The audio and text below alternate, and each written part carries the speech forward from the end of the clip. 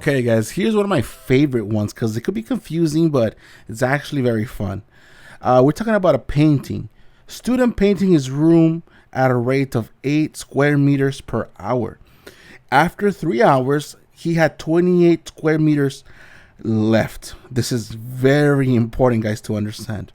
That's how much they had left to paint. Now, what did I say about in the previous video? If you know what the letters represent, you're going to go a long way, guys. So in this case, let that letter A shows the area to paint. So A of T represents how much is left to paint. Very important. And what does the letter T represent? In the other case, we're talking about the inside the parentheses. It's a function of time. So we're talking about time, but in hours, right? And in the other one, it's left to paint, but we said it's in meters, square meters, correct? Well, let's figure this out. To do this, guys, it might be better if we just created a table to make it easier for us. So let's go ahead and set up a table here, a nice little table. And remember, my input is always going on the left side, and my output is always going on the right side. Now, what is the input at the moment? It's what are you putting in? You're putting in the time, which is capital or little t. You're putting in the time, and what do you get out? You get to paint. But in this case, we're talking about how much there is left to paint. Very important, guys. Left to paint. So let's fill up the information.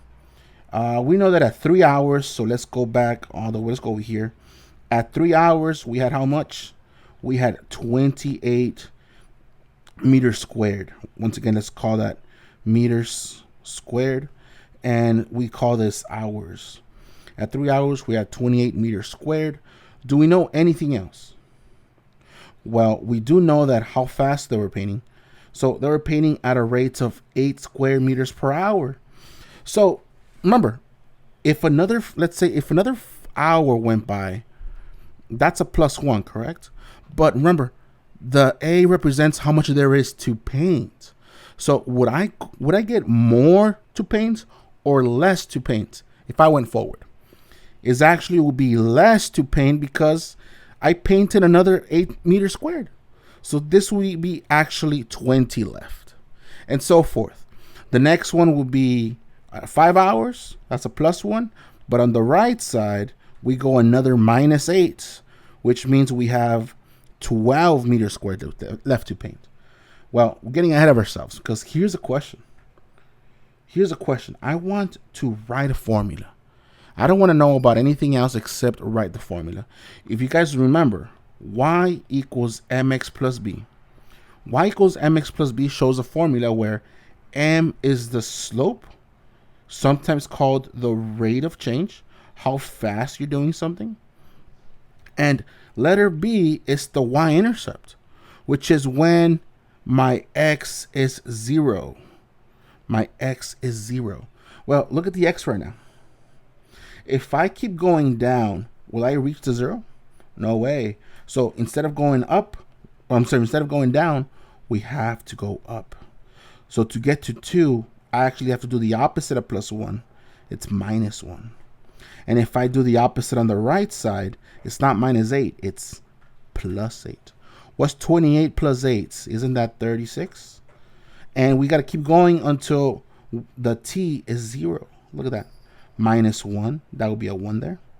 Let's do another one. +8. 36 plus 8, isn't that 44? And look at this. One more. 1 minus 1. That's our 0 we're looking for. And on this side, if we do a +8, 44 plus 8 is 52. That's when the x is 0. Look at that. So we found our b, guys. Our b is 52.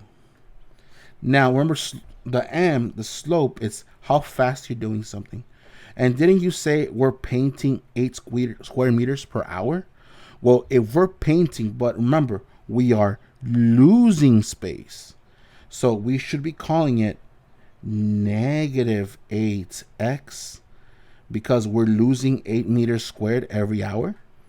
And then where do we start when x is 0 or t? +52.